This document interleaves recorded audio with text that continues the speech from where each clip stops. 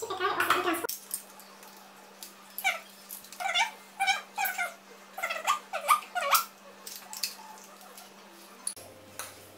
Ultima suflare a cartofului, lemn și pun un ou, 180 de grame de făină 00. Încep să amestec ușor.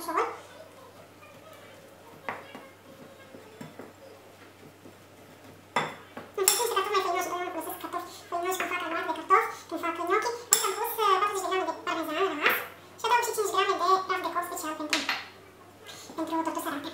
Și amestec totul bine. Mai întâi așa punem, apoi o să amestecăm cu mâinile. Ok, am aici luatul, gata pregătit, pe care o să-l împart în două părți egale.